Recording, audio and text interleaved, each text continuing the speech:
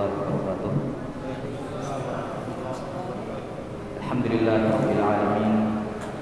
Wassalatu wassalamu ala asyrofil anbiya'i wal mursalin sayyidina wa nabiyyina Muhammadin wa ala alihi wa sahbihi ajma'in. Asyhadu an la ilaha illallah wahdahu la syarika lah wa asyhadu anna Muhammadan abduhu wa rasuluh. Allahumma la sahla illa ma ja'altahu sahla wa anta taj'alul hazna sahlan idza syi'ta. Allahumma faqihna fi dinik wa 'allimna ma yanfa'una warzuqna al-ikhlasa fil qawli wal 'amal wa zidna 'ilman ya arhamar rahimin.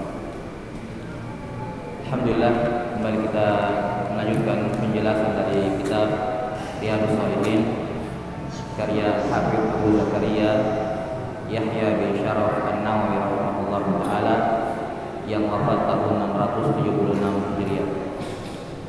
Masih dalam hadis Abdullah bin Amr bin As radhiyallahu taala anhu yang disebutkan kisahnya bahwa beliau radhiyallahu taala anhu dikabarkan kepada Nabi sallallahu alaihi wasallam ya bahwa beliau sholat puasa setiap harinya dan sholat malam setiap harinya, setiap malamnya. Kemudian Nabi sallallahu alaihi wasallam menganjurkan kepada beliau, kita bacakan ulang hadisnya. Kata An-Nawawi rahimahullah, an Abi Muhammad Abdullah bin Amr bin Al-As radhiyallahu anhuma annahu qala ukhbira an-nabiy sallallahu alaihi wasallam anni aqul. Ada seorang yang mengabarkan kepada Nabi sallallahu alaihi wasallam bahwa saya berkata, wallahi la asumanna an-nahara wa la aqumanna al-laila ma ishtu. Demi Allah, aku akan berpuasa setiap hari dan aku akan salat malam setiap malam. Wa qala Rasulullah sallallahu alaihi wasallam, maka Rasulullah sallallahu alaihi wasallam bersabda menegur, antal ladzi taqulu dzalik, kamu yang mengatakan ucapan seperti itu. Fa qultu lahu qad qultuhu bi abi anta wa ummi ya Rasulullah. Saya telah mengucapkan itu wahai Rasulullah. Qala innaka la tastati'u dzalik. Kamu tidak akan mampu melakukan hal itu.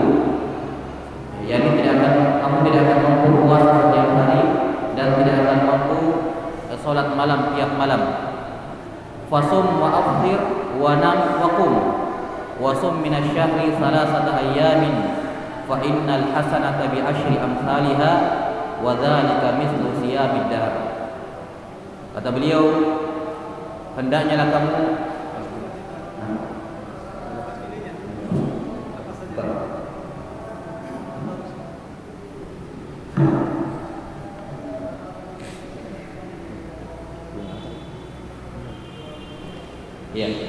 Kemudian dikatakan oleh Nabi sallallahu alaihi wasallam, hendaknya kamu berpuasa dan berbuka.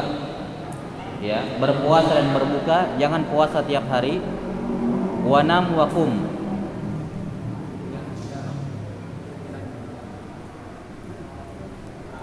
Ya. Dan puasalah kalian dan juga tidurlah. Wasum minasy-syahri salasata ayyamin, dan berpuasalah setiap bulan minimal 3 hari, atau berpuasalah setiap bulan 3 hari, karena satu kebaikan dilipat gandakan 10 kebaikan. Yani kalau setiap bulannya kamu berpuasa 3 hari, maka itu setara dengan puasa 1 bulan penuh, karena 1 hari itu sama seperti 10 pahala. Jadi 3 hari puasa sama dengan 30 puasa, 30 hari puasa. Wa dzalika mislu siyamid dahr, dan itu pahalanya sudah setara dengan puasa sepanjang tahun. Baik. Maka di sini terdapat keutamaan berpuasa setiap hari, setiap bulan 3 hari.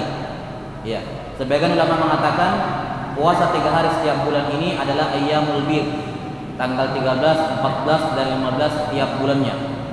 Ya, hari ketika malam purnama. Dan ini termasuk puasa yang disunnahkan setiap bulan, yakni tanggal 13, 14 dan 15 setiap bulan, kecuali pada bulan Zulhijjah. Pada bulan Zulhijjah kita tahu tanggal 13 bertepatan dengan ayyam tasyrik, tidak boleh puasa. Termasuk hari yang haram berpuasa adalah 11, 12, 13 Zulhijjah. Maka para ulama mengatakan untuk khusus untuk bulan Dzulhijjah, maka puasa tengah bulannya adalah 14, 15 dan 16. Yang tanggal 13 diganti ke tanggal 16. Ya. Dan sebagian ulama mengatakan bahwa puasa 3 hari di sini umum, tidak mesti pertengahan bulan. Dia puasa 3 hari di awal bulan atau di akhir bulan sama saja. Yakni sama-sama mendapatkan 30 pahala. Iya. Dan itu sama seperti puasa sepanjang tahun. Yakni kalau tiap bulan dia puasa 3 hari, itu sama saja dia berpuasa setiap bulannya. Maka kata Abdullah bin Amr bin Al-As, "Ya Rasulullah, qultu fa inni utiqu afdala min dzalik." Saya kalau cuma 3 hari setiap bulan gampang, saya masih kuat daripada itu. Faqala fasum yauman wa aftir yaumain. Kalau begitu kamu puasa 1 hari, kemudian beri 2 hari, berbuka 2 hari. Qultu fa inni utiqu afdala min dzalik. Saya lebih mampu daripada itu, masih kuat kalau cuma breaknya cuma 2 hari. Qala fasum yauman wa aftir yauman. Kalau begitu kamu puasa selang-seling. Hari ini puasa, besok tidak. Lusanya puasa, besoknya lagi tidak. Fadzalika siyam Daud. Dan ini adalah cara puasa Nabi Daud. Wa huwa a'dalus siyam. Dan ini adalah puasa yang paling baik. Wa fi riwayat huwa afdalus siyam. Puasanya Daud adalah puasa yang paling afdal, puasa yang paling utama. Fa qultu fa inni utiqu afdala min dzalik. Saya lebih mampu daripada itu wahai Rasulullah. Faqala Rasulullah sallallahu alaihi wasallam, la afdala min dzalik. Perhatikan, ketika ditawari puasa Nabi Daud, puasa sehari besok tidak, puasa lagi besok tidak, kata Abdullah bin Amr bin As, saya masih kuat kalau cuma selang-seling tiap hari. Saya mau puasa yang lebih afdal dibandingkan itu wahai Rasulullah. Maka kata beliau, la afdala min dzalik. Selesai. Tidak ada puasa yang di atasnya itu yang paling utama. Artinya apa? Puasa selang-seling itu lebih afdal dibandingkan puasa setiap hari. Puasa selang-seling itu lebih afdal dibandingkan puasa setiap hari. Kenapa? Karena yang jadi patokan dalam beribadah adalah sesuai dengan tuntunan Nabi Shallallahu Alaihi Wasallam, bukan masalah kuantitasnya, bukan masalah banyak-banyakan mana. Ya. Tidak selamanya ibadah yang lebih banyak itu lebih bagus dibandingkan yang lebih sedikit. Enggak. Karena patokannya dalam Islam adalah kualitas ibadah. Ya. Kita pernah memberi contoh misalnya ada 2 orang yang sama-sama sholat 2 rakaat qobliyah subuh. Ya, orang yang pertama di rakaat pertama membaca qul ya ayyuhal kafirun, di rakaat yang kedua dia baca qul huwallahu ahad. Sementara orang yang kedua di rakaat yang pertama membaca wal laili idza yaghsha, di rakaat yang kedua membaca wadduha. Ya.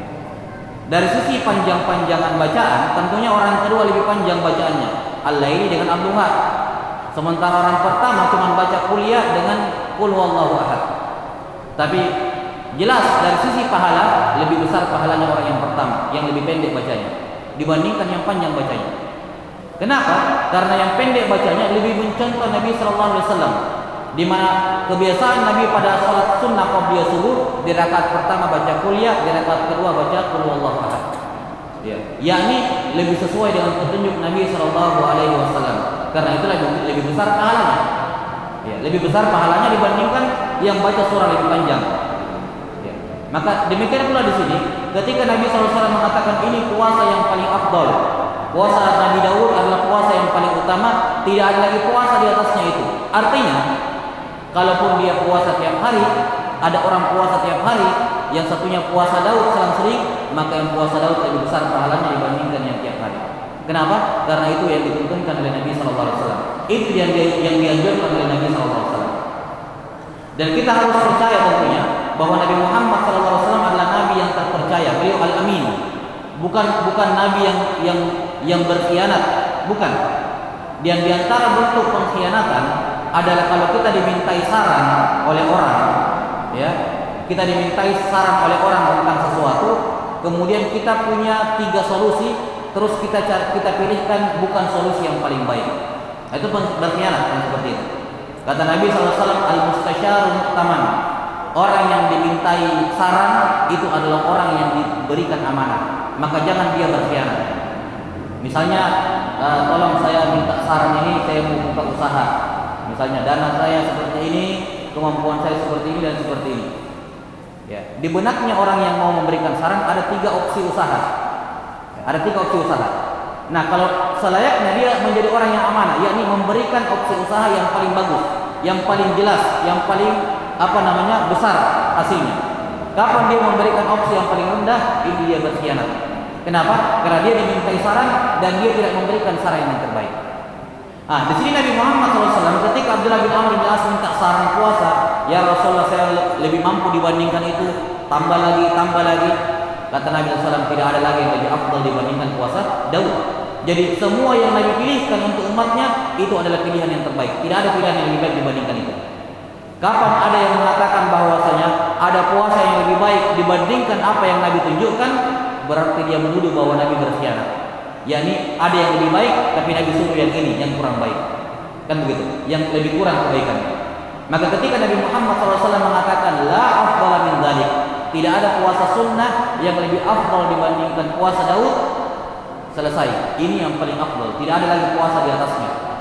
Ya. Maka siapa yang ingin mendapatkan puasa sunnah yang paling sempurna adalah dengan berpuasa Daud. Tentunya ya kita hubungkan dengan hadis sebelumnya, jangan sampai karena dia puasa Daud kemudian menelantarkan kewajiban orang lain. Ya, karena itu merupakan bentuk berlebih-lebihan dalam beribadah. Kemudian kata Abdullah bin Amr bin As radhiyallahu taala an, ya. Dan Abdullah bin Amr bin As radhiyallahu an setelah itu beliau tetap melanjutkan puasanya tiap hari. Ya, tidak menerima atau tidak mengambil saran Nabi Muhammad SAW. Dan ini saran dari Nabi, bukan saran yang wajib memang. Nabi cuma menyarankan, bagusnya ini. Karena puasa dahar juga, puasa sepanjang tahun juga itu dibolehkan kata para fuqaha.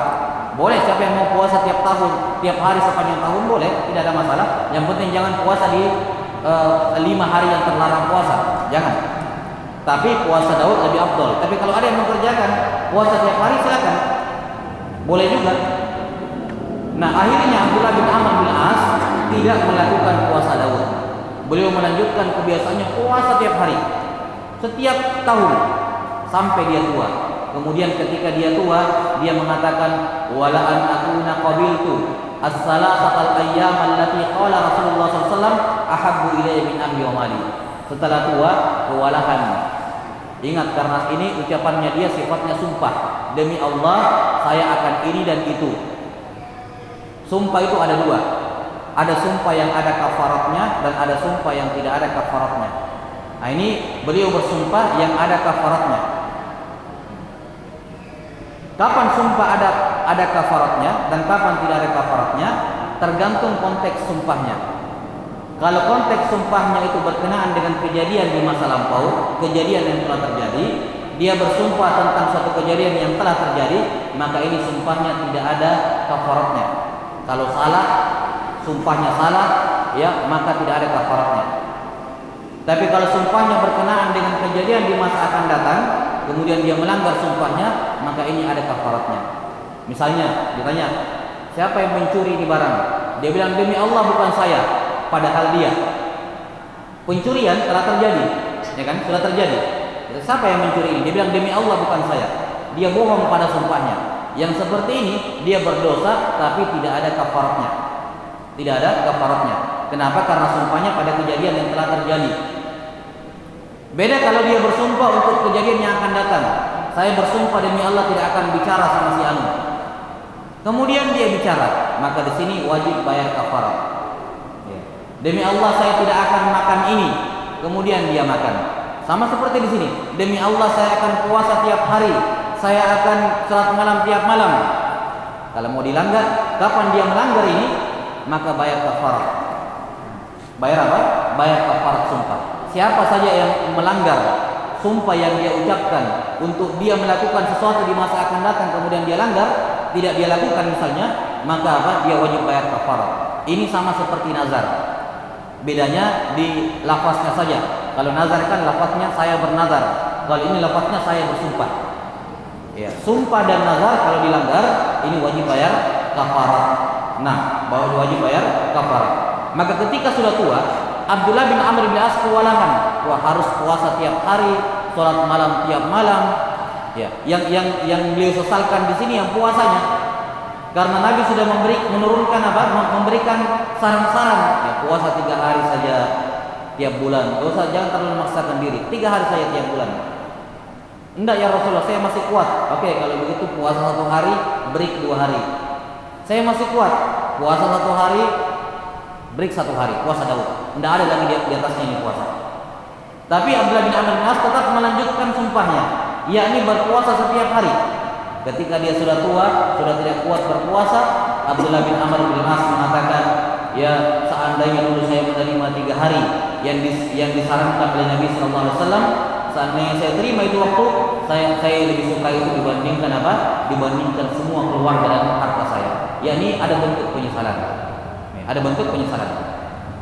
Dan perhatikan, perkara sumpah di kalangan para sahabat radhiyallahu anhum ajmain itu bukan perkara ringan, perkara berat.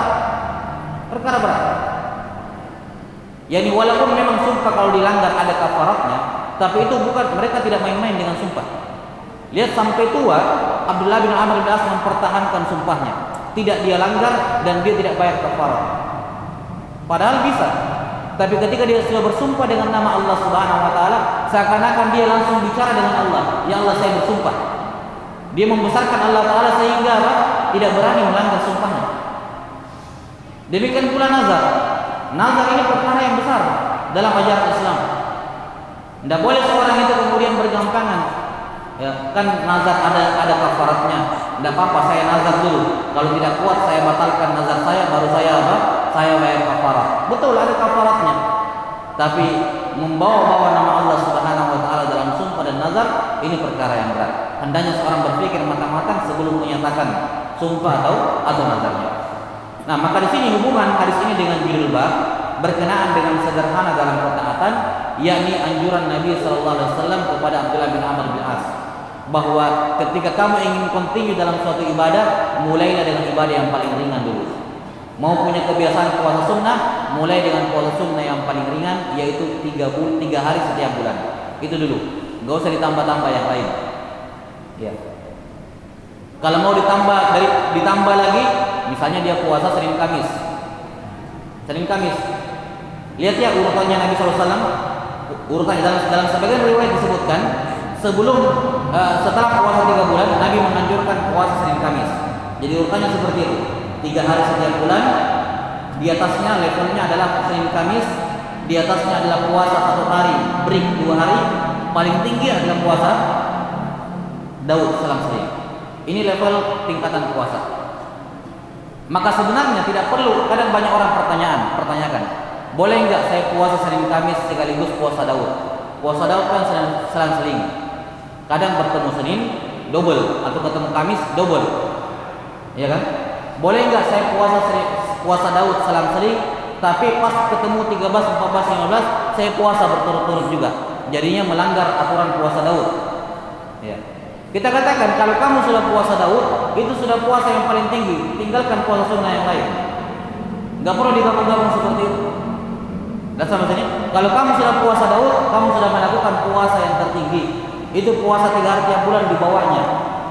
Puasa Senin Kamis di bawahnya. Puasa Daud itu puasa yang tertinggi. Kalau kamu sudah kerjakan itu, maka mencukupi, bukan dilarang, tapi sudah mencukupi dari puasa sunnah-sunnah yang lain. Maka tidak perlu ada bentrok-bentrokan puasa. Kalau kamu sudah melakukan puasa sunnah Daud, selesai. Iya. Selesai masalah. Itu puasa yang terbaik sudah. Karena kapan kamu mau mengejar Senin dengan Kamis dan mau kompromikan dengan puasa Daud, pasti akan bentrok dan itu akan membatalkan puasa Daud kamu. Puasa Daud kan aturannya apa? Selang-seling. Kapan tidak selang-seling, putus puasa Daudnya, ngulang lagi dari awal. Ya, kan begitu. Maka kapan sudah puasa Daud, selesai. Jangan pusingkan puasa sunnah yang lain. Jangan pusingkan puasa sunnah yang lain, karena ini adalah puasa yang paling afdal. Jelas sampai sini? Allahumma kecuali kalau bertepatan dengan puasa sunnah yang sekali setahun, seperti Asyura atau puasa Arafah. Nah, ini ada pertimbangan lain, karena ini cuma sekali setahun. Adapun puasa yang tiap bulan atau tiap pekan dan dia sudah melakukan puasa Daud, maka dia sudah melakukan puasa sunnah yang tertinggi, itu sudah mencukupi dari puasa sunnah yang lain. Tidak perlu dibentur-benturkan. Jelas sampai sini? Wallahu ta'ala a'lam bissawab. Makanya Nabi Muhammad SAW ketika Abdullah bin Amr bin As mengatakan, ya Rasulullah, saya lebih mampu dibandingkan itu. Oh, kalau kamu masih mampu 3 hari setiap bulan, ya kamu puasa Senin Kamis. Saya masih mampu, oh masih mampu. Kalau begitu puasa 1 hari, break 2 hari. Saya lebih mampu daripada itu. Kalau begitu selang-seling. Saya masih mampu dibandingkan itu. Nabi tidak mengatakan, ya sudah kamu gabung aja semuanya puasanya. Nabi tidak mengatakan seperti itu. Tidak disuruh gabung, karena pasti akan bertabrakan. Tapi Nabi memilihkan yang paling baik, yang mencukupkan dari semua puasa-puasa sunnah di bawahnya.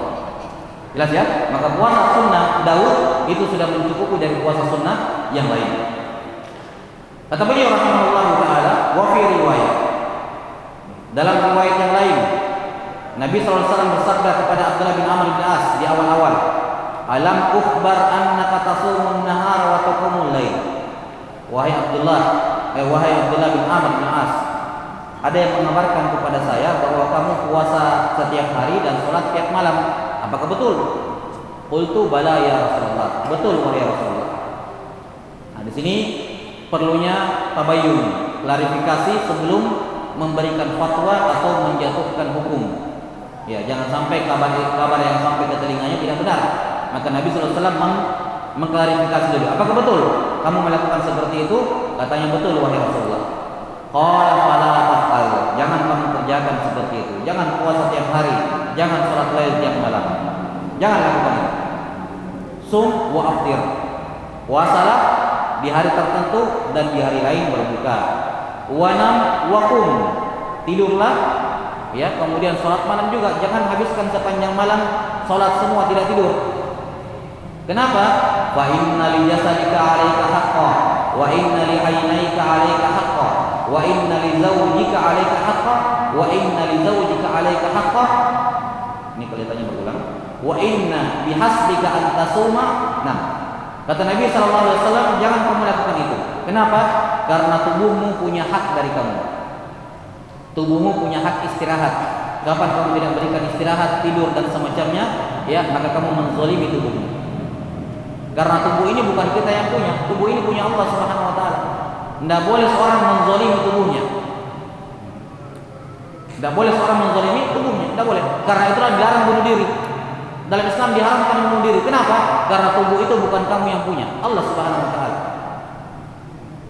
Dalam Islam, kepemilikan hamba terhadap barang itu hanya hak guna pakai saja, bukan hak kepemilikan yang sempurna. Hak guna pakai, rumahnya, uangnya di tabungannya, itu semua hak guna pakai, bukan hak milik. Buktinya apa?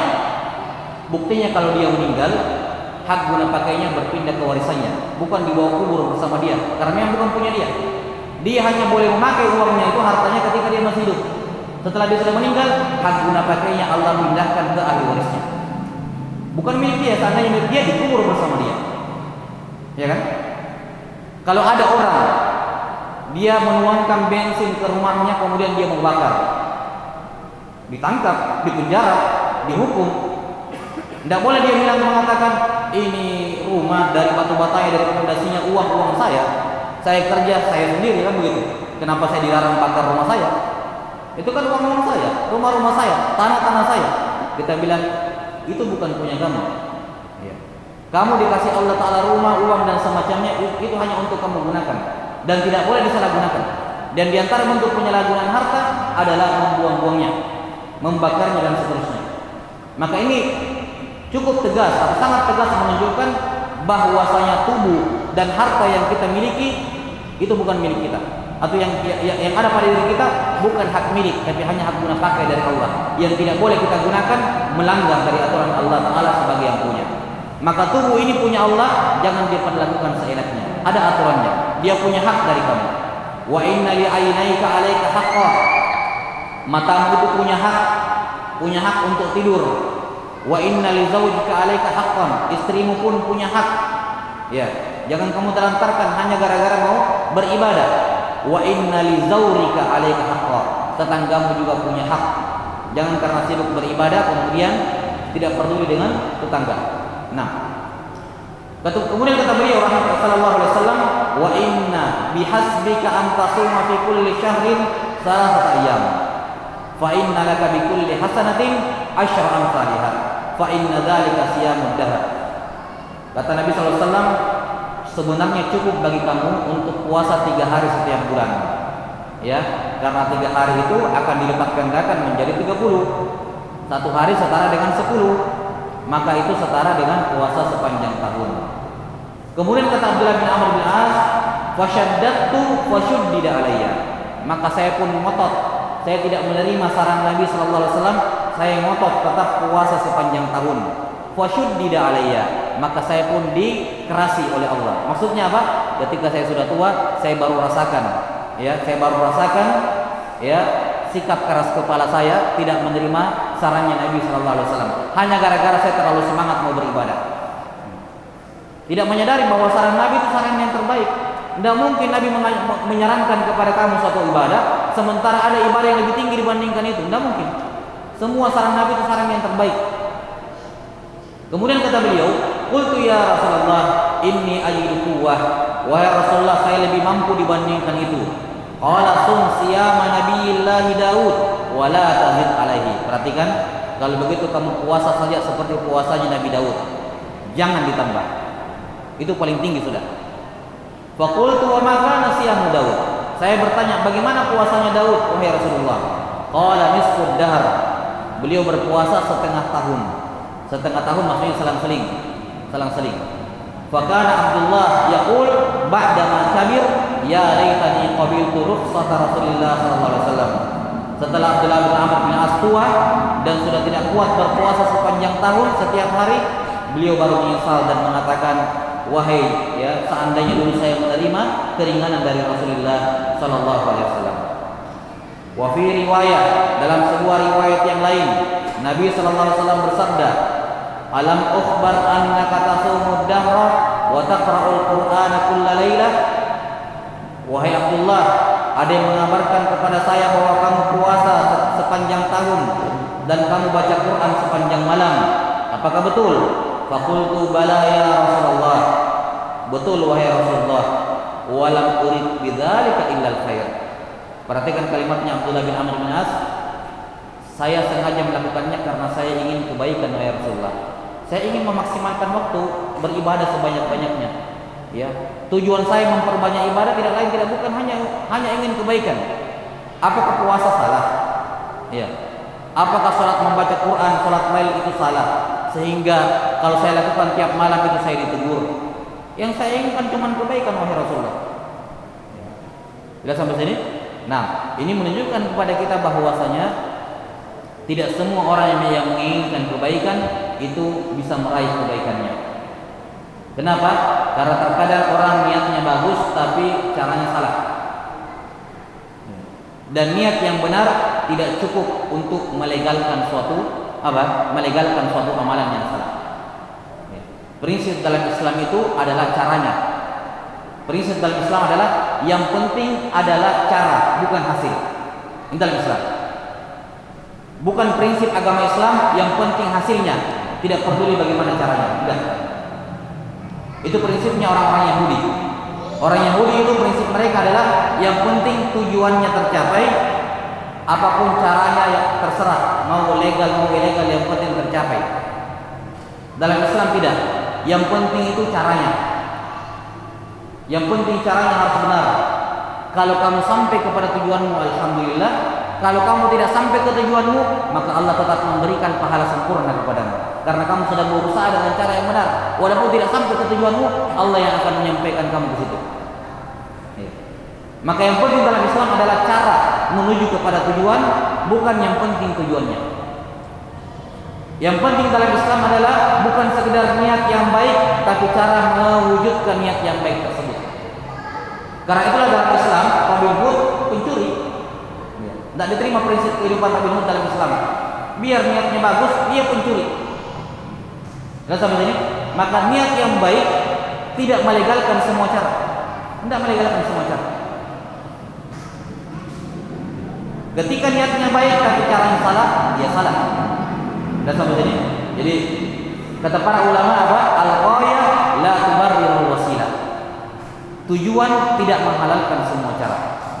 Maka walaupun tujuan kamu baik, bukan berarti kamu seenaknya mencapai ke sana. Dan juga tidak berlaku dalam Islam banyak jalan menuju Roma dalam ibadah. Enggak. Ya, tidak berlaku. Dalam Islam untuk mencapai ke sana yang ada cuma jalannya Nabi sallallahu alaihi wasallam dan para sahabatnya. Tidak banyak jalan. Tidak banyak jalan. Jalan cuma satu yang ditunjuk oleh Nabi dan para sahabatnya.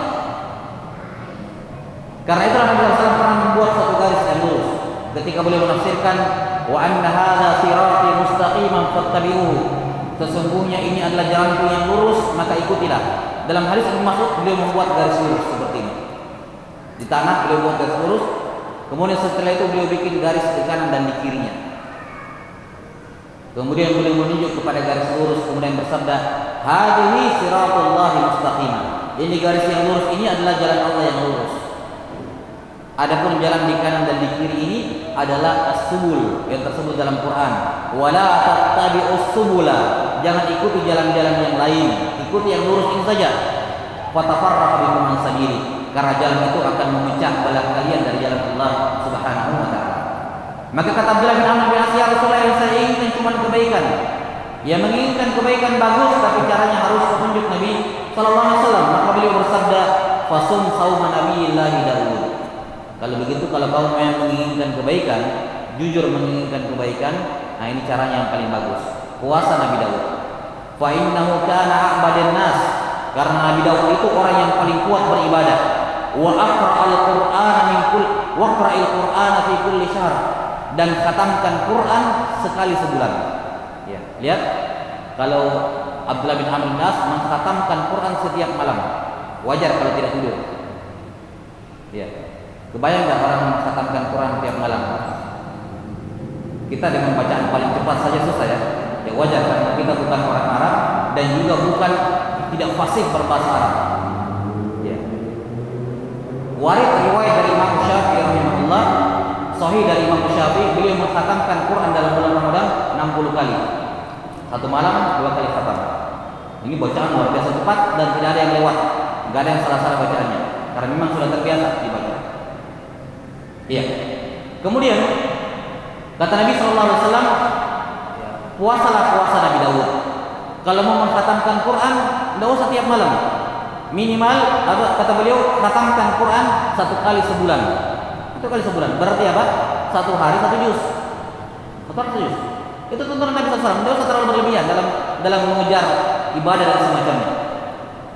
Qultu ya Nabi Allah, inni utiqu afdala min dzalik. Baik.